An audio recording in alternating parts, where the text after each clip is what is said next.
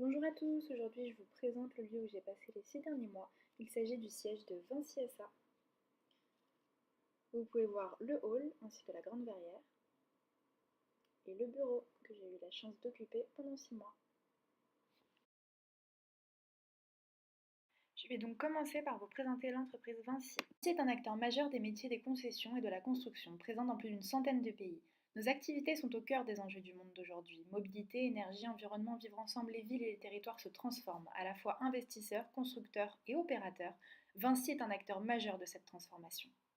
Notre vitalité de groupe d'entrepreneurs nous incite à renouveler en profondeur nos métiers, nos offres et nos solutions dans une dynamique d'innovation qui mobilise près de 194 000 collaborateurs à travers le monde et associe nos clients et nos parties prenantes.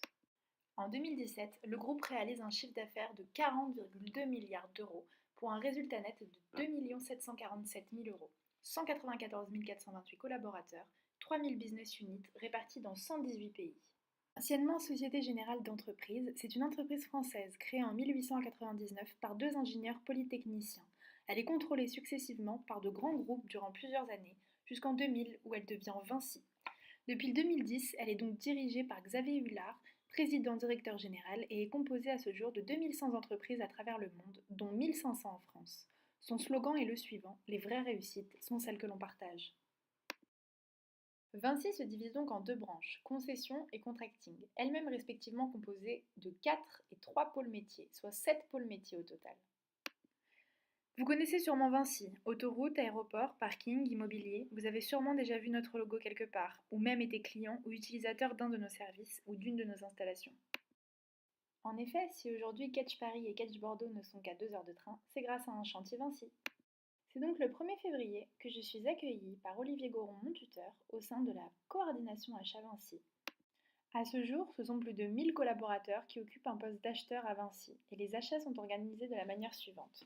Au niveau des pôles achats, c'est-à-dire du groupe, et au niveau des départements achats, c'est-à-dire des différentes filiales. La coordination achat, où j'ai effectué mon stage, traite du premier niveau. Elle recense les besoins communs aux entités et met en place des contrats cadres en collaboration avec le réseau achat du groupe.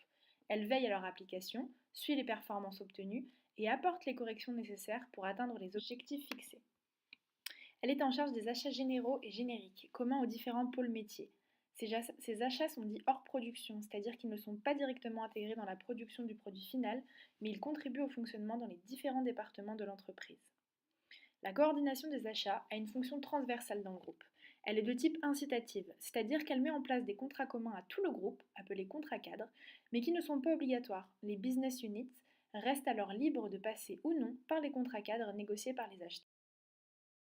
La coordination achat Vinci est composée de 9 familles d'achats: énergie, équipement de protection individuelle dit EPI, frais généraux, informatique et téléphonie, intérim, international, location de matériel de chantier, voyage et hôtellerie, ainsi que la famille d'achat véhicules dans laquelle j'ai effectué mon stage.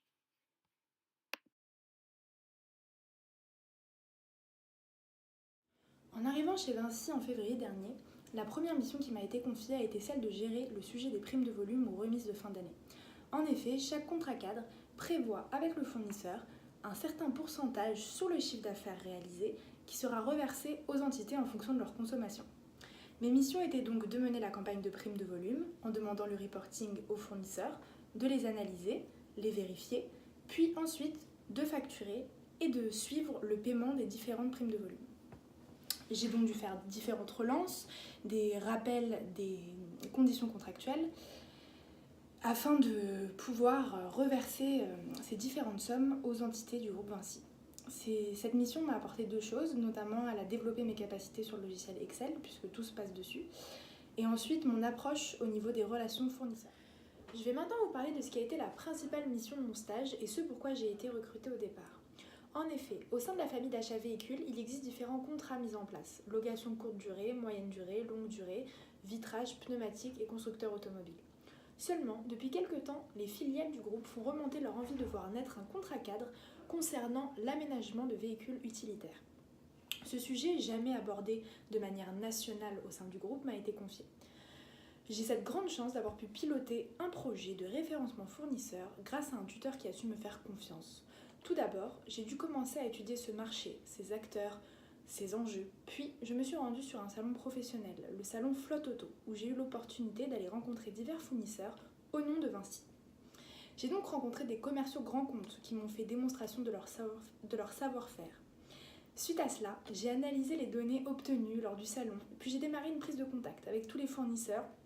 J'en ai invité certains à venir nous rencontrer au siège donc de Vinci, afin qu'ils puissent plus en détail nous faire part de leur activité et de ce qu'ils pouvaient proposer à échelle nationale pour le groupe. Suite à cela, j'ai formé avec mon tuteur un groupe de travail avec différents opérationnels des pôles Vinci concernant ce sujet spécifiquement, afin de déterminer leurs attentes et leurs besoins spécifiques. J'ai établi un questionnaire, je l'ai analysé pour pouvoir leur faire un retour plus détaillé. Et actuellement, le sujet avance grandement puisqu'il est question avec un pôle en particulier d'établir courant du mois de juin un cahier des charges sur la carrosserie et de lancer un appel d'offres durant les 2 mois d'été. L'objectif étant d'analyser les offres à la rentrée, puis de contractualiser en début d'année 2019. Avec les autres pôles, un contrat sur les aménagements de véhicules est prévu. Le groupe de travail a donc été scindé en 2 afin de mieux avancer et d'être le plus efficace possible.